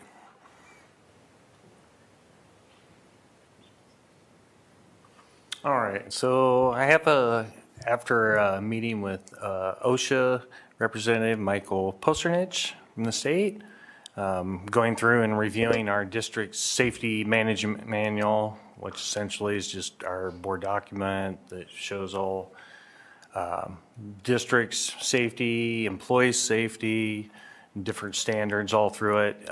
We found several items that needed to be edited as far as like titles that were in there that no longer existed. Kind of scrolling down through, you can see where previously we had it listed as a health and safety manager, and I'm recommending changing that to the security and safety management that we already have. There was also a old phone number we had listed, which would have been for the old Columbus Drive district office in there. And then it also put a little further information in there on as far as where to find your material safety data sheets and a little more clarification. For several years, we've had them located in a SDS digital library on the district computers, but we've kind of even went more with that and moved additional copies of the current chemicals to all the nurses' offices. Well, or working with the nurses right now to make sure that we get them in a spot they want in there. But that's where those will also be housed, paper documents, and then, like I said, we'll still have our digital SDS file on there as well. Is there a date for which this has to be approved? They actually kind of wanted it here by, well, it'd be March, April, by the first part of May. I mean, as soon as we could get it done. I did work with Michael and let him know. I said, since this is a board policy, typically it would have to go to the board for review and then return if it was to be changed. So if it were just names changing or titles changing, we'd probably be okay just changing and marking as reviewed, but there's a little bit of other commentary in there. So if the board were to treat this as a review and then bring it back May 6th for a first reading and approval like we do most. That would probably be fine, and I can double check with Michael with that. And I know that by the time it was presented, Maria was gone as of Thursday of last week, so she wouldn't have had time to have cleaned it up.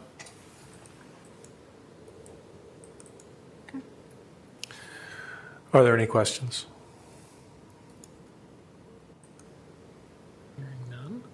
So then, yeah, this will come back then the first meeting in May for, as a first reading to amend the policy then. Yep. Right, that's, okay.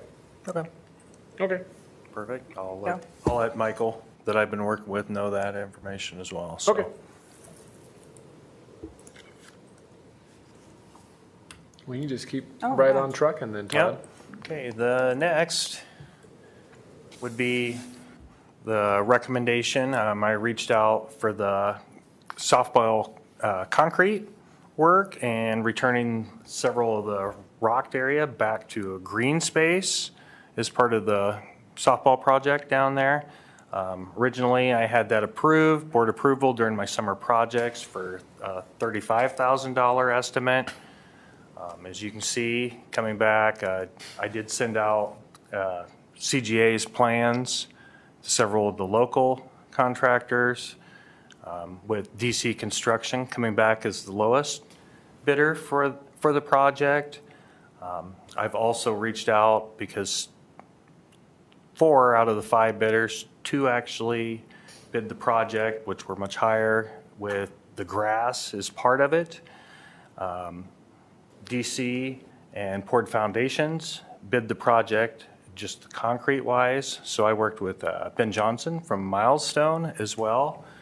Had great service from them for doing grass in the district. And he's given me a proposal for just under $1,400 for doing the seeding portion and the straw work to get it prepped. So right now I'm at $3,600 and $216 for the seeding and that. I do have 36,000. I mean, excuse me. I do have a meeting scheduled to look at part of the fencing alternate we had noted on there as part of the project. When I get numbers back from that, I'll get with Dr. Schutte and Mr. Denham and discuss that if we go through with the fencing. I do have funds from my Rogers abatement that was approved. Not knowing with having the full 5 classrooms, we were going to remove all that carpet and tile in. That bid came back favorably for us, so I have more than enough from that to cover the offset and what my initial estimate was.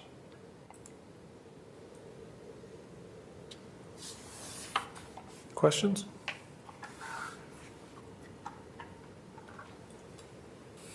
So this would be for the sidewalk to carry that sidewalk all the way over to the softball field? Is that? Yes, Sean. It'll actually extend the current road where it stops just shy of that fence now, the gate that would go in just in front of the complex shed. Yep. It'll extend that all the way to the east side of the building, or the very far east side of the complex shed. And then there's a sidewalk that kind of breaks off at an angle right along that bullpen area they have there by the fence. That'll come and it'll meet up with the current pad and bleachers that are right there now. Okay. And then that little wedge that would be there that was currently gravel, all of that's getting removed. New topsoil is brought in, and then that area we're going to plant seed and turn it back into a green space. And this, if I remember right, this is the same contractor that did the concrete pad for Correct. the bleachers? And they'd also worked a lot with Larson on several. I think they did all the curbing on did a lot the of the frontage curbing. road there at the stadium too. Mm-hmm. Yeah, it was very close between 2 of my bidders. And he said whether he was willing to get on it right away, but obviously the rest of this week's not too favorable for getting in there with predicted rain we're looking at. So tentatively upon approval, he would look to start next Monday. The goal was. Oh, to so have the goal would be to have this done before baseball, softball season? Yep. Yes, sir. Okay. Okay. See, I had in my mind it was going to be a late summer project. Nope. Okay. Any other questions, comments? Is there a motion then to approve the quote from DC Construction in the amount of $34,826 as presented? So moved. Second. Wise, Hernandez? All in favor, say aye. Aye. Opposed, say no. Motion carries 5-0. Great. Appreciate it. Thank you, Todd. Thank you for going local. That actually is one of Bobcat alumni, Victor Cisneros. Mm-hmm. Former Rogers student. So the next item property purchases relative to the properties adjacent to Miller Middle School. We have 3 additional properties to bring forward to you: 202 South 12th Street, 112 South 12th Street, and 206 South 12th Street. With board approval of purchasing these 3 properties, that would leave 1 more property to go in order to knock out all of what we identified as priority properties that were closest in proximity to Miller, which in the short term will provide additional square footage for the logistics necessary to stage both construction equipment and resources that are going to be needed for the Reimagine Miller project, and then long term to create enhanced parking spaces to the west of Miller to expand essentially what parking capabilities we have there, which I'm sure you all recognize the need for. And so I'm recommending that the board approve these 3 purchases: 112 South 12th Street for $100,000, 202 South 12th Street for $160,000, and 206 South 12th Street for $100,000. Any questions? Then is there a motion to approve those purchases as presented? So moved. Second. Faultus Wise. All in favor, say aye. Aye. Opposed, say no. Motion carries 5-0. Okay, Randy, I'd just like to point out, we're just a hair over the time. So you've got the opportunity to bring us back into line. We have faith in you.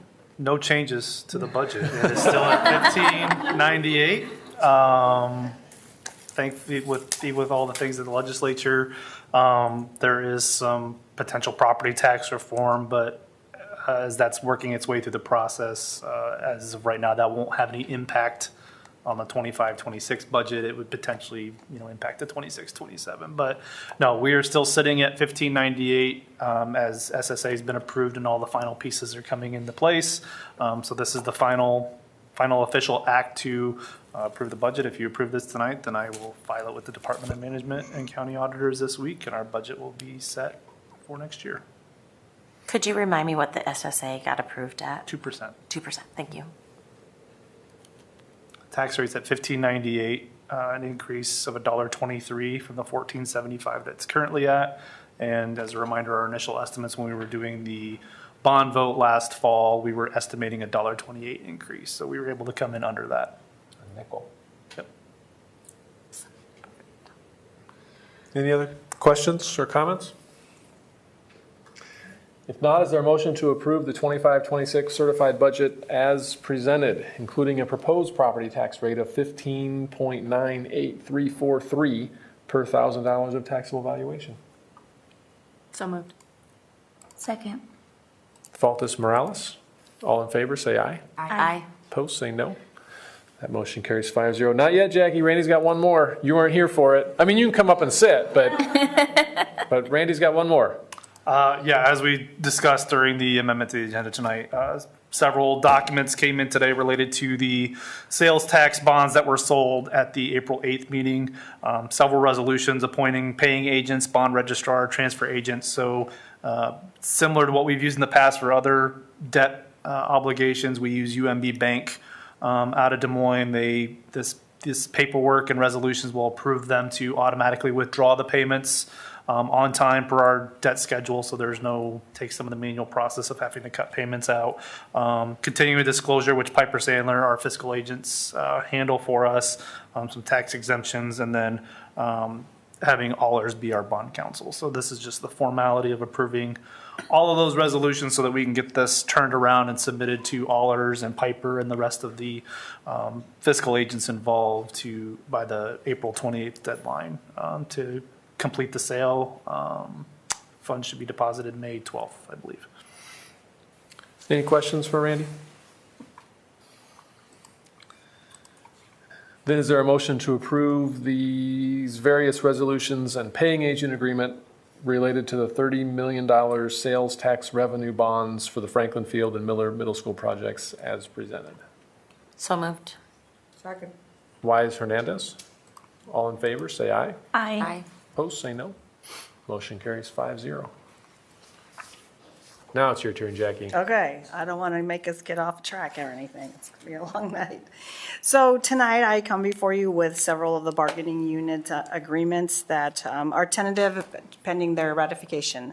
The first one is the Marshalltown Education Association, which Brad did confirm tonight that they did ratify at 95%. And so we're just waiting for that signed document. So if you look at the TAMEA document there, Amy, we did agree with the MEA to increase the BA base to $450, which represents a 2.96% increase for a total of $1,012,414.63. In addition, we agreed to strike some language regarding longevity in the contract because it's already been incorporated into the salary schedule.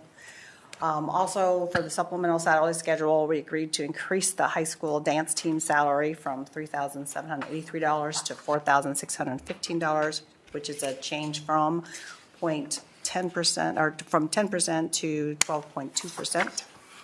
And then the association did ask that we extend the 3-year contract to a 5-year contract. So it will end on the 30th day of June in 2029. Not sure why there's parentheses around that 9. Amy, if you could hop to the master agreement, please. So there are some changes in here. Obviously, we're changing the school year. And then we just changed some language related to the positions that are held by the directors in the district. Further down, we're going to get to Article 11, or close, there we go. There's the language that it is related to longevity that we removed. And there's an indicator there of that $450 that we added to the base, which changed the base. And then in section 2, we changed again the school years, the length of the school year there, going down some more. And here our attorney did advise us that in this section 4, we had some language that kind of led to a continuous contract agreement, which we shouldn't be entering in. So I'm not sure how long that had been there, but she did ask us to change that. So what I'm asking for tonight is contingent, which we do know that we have a signed or a agreed TA now, but contingent upon the ratification of the tentative agreement with the association that we approve the master contract and the salary schedule, which is also updated there. If you'll click on that real quick, Amy. Randy worked really hard over the weekend on a lot of things. So this is the updated salary schedule for the Marshalltown Education Association with the 2%, is that right, Randy, the SSA or TSS? No, the TSS Yeah, is the TSS. different. Mm-hmm. But it's estimated that now it'll be readjusted in the fall after hires for the year and lane movements have been finalized. So once again, I'll rephrase that. We are asking or recommending the board to approve the changes to the MEA master contract and the MEA salary schedule contingent upon ratification of the tentative agreement by the association. Any questions? Then is there a motion to approve the changes to let's approve the 25-26 tentative agreement with Marshalltown Education Association as presented and contingent on ratification by the Education Association? So moved. Second. Baltus, Wise. All in favor, say aye. Aye. Opposed, say no. Motion carries 5-0. Next up, it would be the buildings and grounds, if we can look at that tentative agreement. And they did agree to a 1-year contract, movement of the step advancement and 20 cents per hour added to the base for that a 2.96 increase, which is represented by a total of $81,650.99. In addition, there was an increase to longevity of 20 cents per hour agreed to, as well as some changes in the contract language regarding positions in the district for directors. So if we look at the master contract,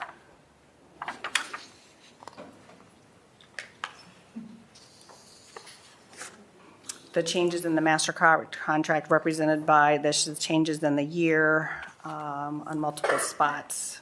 Again, changes in language of the position of different directors in the district, specifically Randy's position.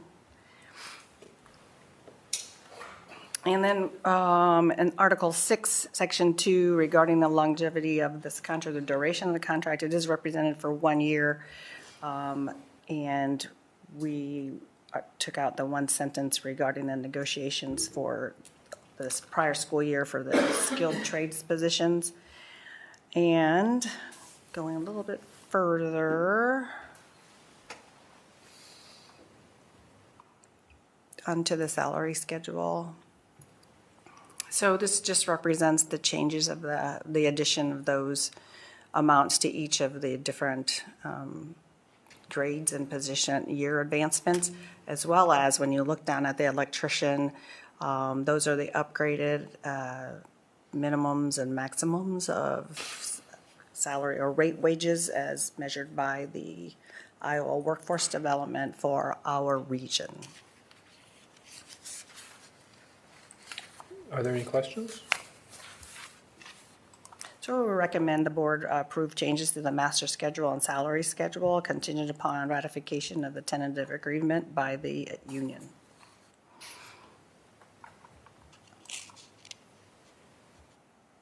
Any questions?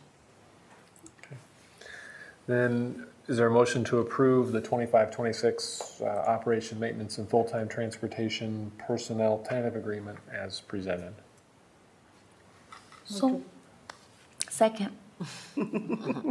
Hernandez, Morales? All in favor, say aye. Aye. Aye. Opposed, say no. Motion carries 5-0. And then for the nutrition professionals, again, if you look at the tentative agreement there. So again, a 1-year contract, the step advancement of 32 cents an hour added to the base for a total of 2.97% increase. And that represents a total increase, including FICA and IPERS, of $30,472.78. And then there was some contract language regarding when an employee is requested by the supervisor to fulfill a position that's a higher grade, that they would be paid at that higher grade for every full hour that they were performing in that grade. And then additional contract language related to continuing education. So we did add Article 6 to the contract, so that when employees are eligible to obtain the ServSafe certification, and when they complete that after their probation, looks like there's a typo there on probation, it'll have to be fixed, that the premium added to their hourly rate is 85 cents, so as long as they maintain the certification, and it's renewable every 5 years. And we do provide that ServSafe training to our employees if they would like to do that in the summer and on professional development days when it's not in session. Of course, they can pay to do it at a different time as well. And then going further, Amy. Again, there was some contract language in there that allowed a continuous contract if there wasn't a motion to renew. And again, our attorney asked us that we should not do that, so we took that language out. And if you scroll down to the salary schedule, you will see the amounts added to each lane. Sorry, it's in red. That's a terrible thing to do. But it has been adjusted, and there were no changes to their longevity. Any questions? So we're recommending that the board approve contingent upon union ratification of the tenant agreement that we accept these changes to the master schedule and the salary schedule, or excuse me, master contract and salary schedule. Then is there a motion to approve the 25-26 nutrition professionals tentative agreement as presented? So moved. Second. Faltus, Wise. All in favor, say aye. Aye. Opposed, say no. Motion carries 5-0. And the last bargaining unit was the paraeducators. We can start there at the tentative agreement.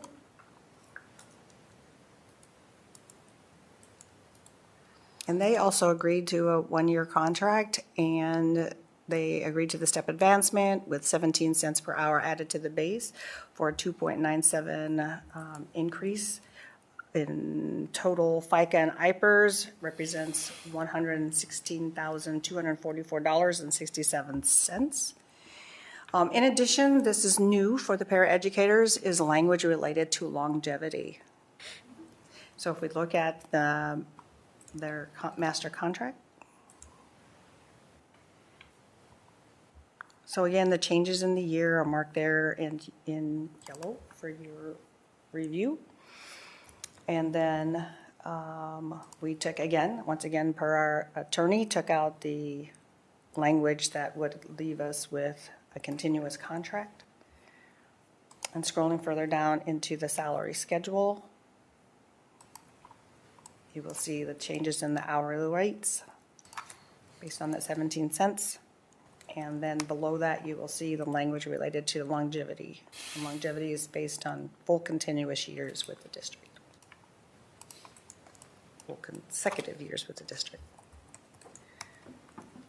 And again, the recommendation is that the board approve changes to the paraeducators' master contract and salary schedule contingent on ratification of the tentative agreement by the union. Any questions? Then is there a motion to approve the 25-26 paraeducator professionals tentative agreement as presented? So moved. Second. Morales, Faltus, all in favor, say aye. Aye. Opposed, say no. Motion carries 5-0. Thank you, everybody, for helping me get through that process. Thank you, Jackie. Thank you. Policies. So, Karina, you had initial review, right? I do. Okay. So policy 200. Can you pull your mic down? down? Microphone. And on. And Sorry, on, I didn't yeah. want to make you guys hear me chew my chips. So I turned it off. Okay, so policy 200.2.02, powers of the board of directors, no changes, marked as reviewed. Board policy 200.3, responsibilities of the board of directors, no changes, marked as review. And 200.4, board of members, social media engagement, no changes, marked as reviewed. Any questions for Karina? No. Okay, those will all be marked as reviewed. You can turn your microphone off and continue chewing. We also have 6 additional initial reviews, and these are all recommended for mark as review because the only changes that are made are either the name of our district contacts because they either hadn't been updated or need to be updated, and the other change is the address of the Iowa Office of Civil Rights. So the first of those policies is 102, equal education opportunity. Both the district contacts and the address has been updated. 401.01, equal employment opportunity. District contact has been changed from Nora to Jackie, and then the address of the Iowa Office of Civil Rights has been updated. 401.06, limitations to employment references. The policy was fine, so we'll just mark that one as reviewed, no changes. 710.01, R1, school nutrition program, civil rights. The address for the Office of Civil Rights was updated on that. 710.01 E1 School Nutrition Program Notices of Non-Discrimination. Again, the new address for the Iowa Office of Civil Rights has been included on that. Last but not least, 710.01 E2 Child Nutrition Program Civil Rights Complaint Form. Address update for the Iowa Office of Civil Rights. With no substantive changes other than names and addresses, we're recommending board approve as marked as reviewed, and we'll make those updates. Unless you really want to see them come back next week. I'm certainly fine with them not coming back, but if somebody has a strong objection, hearing none, they will be marked as reviewed then. Abby, you got anything more for communication? Okay.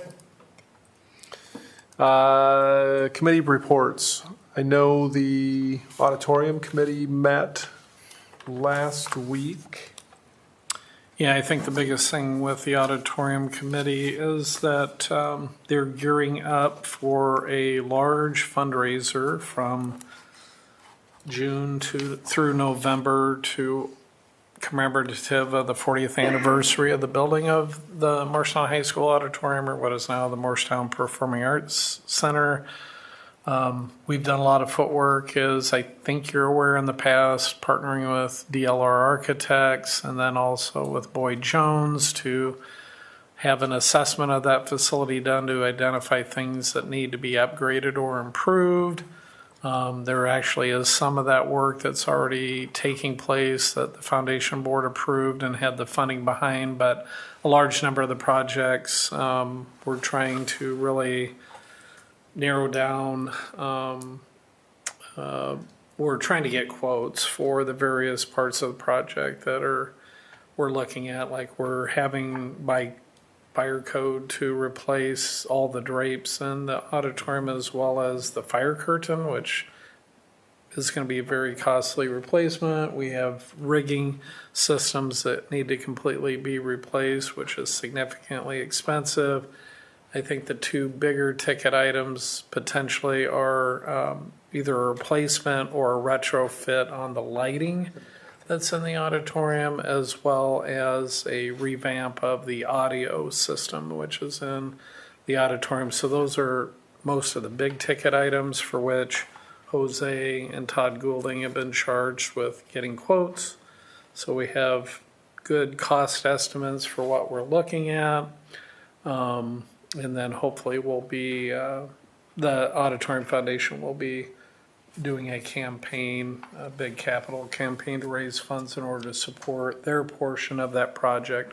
Most of that work will be a 50-50 with the district, so we'll need to work with Randy and Todd to try to figure out how to fit that in the budget for next year for summer projects and such.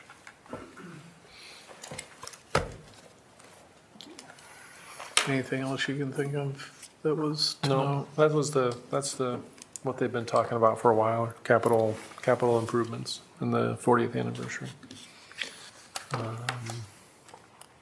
Any other committees meet that anyone is aware of or attended? Okay. Well, again, a thanks to everybody that served on the various negotiation and/or meeting confers, and we'll have a number of the other groups represented that were non-union at the next meeting.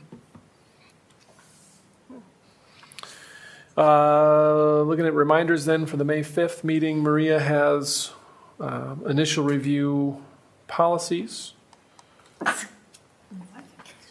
Rogers will be here for our final school building presentation of the year. And the Rogers meeting or tour is that same day. It's after. I think it was the day. Same, it's Monday. Is it on Monday? No. That's what I got, an invitation. Oh, Tuesday. Tuesday. Sorry, it's the day after. The day after. Okay. Yes. How will we had switched it, and they were giving ISAS. I don't know if you remember last meeting. So They wanted us to push it into early May so we could avoid the ISS. That conflicts with the full admin meeting scheduled for that day. So tell me again, when is it? May 6th. Okay, because I had it. So we could push full admin earlier than it, ahead of the Rogers visit. I can see if we can do that. We've got Human X coming in to do a presentation for 1 hour of the session, but we might be able, Sounds like write that Rogers Day down in pencil, Karina. Okay.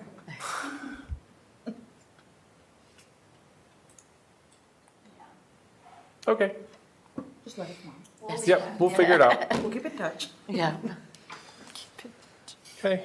Any items anyone would like on a future meeting agenda? Well, what have we done this evening to improve education for the students in Marshalltown? Miller. Yeah. Plan of the, approved the schematic plans for the Improve the budget. budget. Pretty important thing. Big things. We did have big things tonight. It's nice to hear about the therapeutic classroom and the impact it's doing. Yeah. And then also seeing the special ed students, Special Olympic students come in and talk about that and the coaching and all that's going on. Very inclusive programs.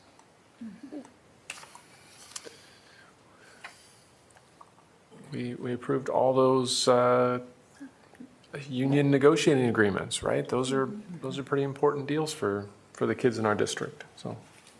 We got to meet new administration, Yep. new team, exciting. All of whom seem very excited, which is great to see.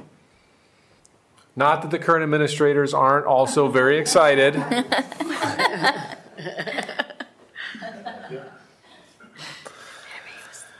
Okay. If there's nothing else, Dave, your first one is supposed to be here at, oh, it's not yours?